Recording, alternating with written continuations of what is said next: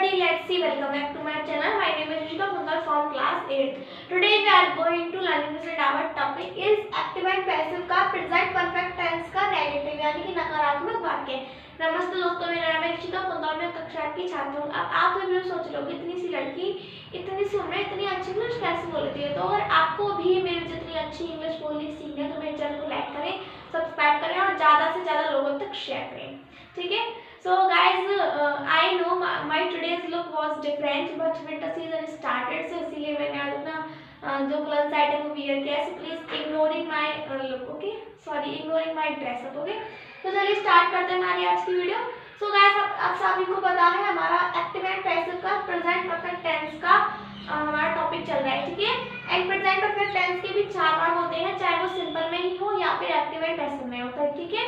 पहला होता है अफर्मेटिव, दूसरा इंटरोगेटिव, पहला अफर्मेटिव, दूसरा नेगेटिव, तीसरा इंटरोगेटिव, चौथा इंटरोगेटिव प्लस नेगेटिव, ठीक है। सो अफर्मेटिव में आपको पढ़ा चुकी हूँ। आज का हमारा टॉपिक है नेगेटिव यानी कि नकारात्मक वाक्य। अब आपको पता होगा नेगेटिव यानी कि नकारात्मक वाक्य किसे कहते हैं। सो नेगेटिव सेंटेंस हम उसे कैसे कहते हैं, जिन वाक्यों के बीच में नहीं शब्द आ जाए, ठीक है, वही सेंटेंस हमारे नेगेटिव कहलाते हैं, ठीक है। तो चलिए स्टार्ट करते हैं। तो गाइस आप सभी को पता है इसकी 2 ट्रिक्स हैं, ठीक है। नहीं पता होगा तो मैं बता देती हूँ। इसकी 2 ट्रिक्स हैं और ट्रिक नंबर फर्स्ट मैं आपको समझाऊंगी यानी कि सिंपल में। और तो समझिए, एक्टिव वाली ट्रिक है subject plus has have plus not plus verb की third form plus object. This is the trick number first जो कि एक्टिव की है, ठीक है। Subject plus has have plus not plus verb की third form plus object. And this is the example. मैंने एक पत्र नहीं लिखा है, ठीक है। This is the example and this is the trick. So अगर इस सेंटेंस को हम सिंपल में बनाएंगे, प्रेजेंट परफेक्ट टेंस का सिंपल, तो इस प्रकार से बनेगा, देखिए active. So subject I have not written a letter, ठीक है।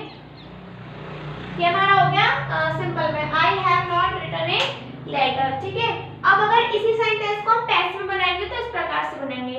सेंटेंस को पैसिव में बनाने से पहले उसकी ट्रिक पढ़ लीजिए। तो उसकी ट्रिक है ऑब्जेक्ट को subject plus has have plus not plus been plus verb की third form plus by plus subject को object. And this is the example, मैंने एक पत्र नहीं लिखा है। अगर अब इस सेंटेंस को हम पैसिव में बनाएंगे तो इस प्रकार से बनाएंगे,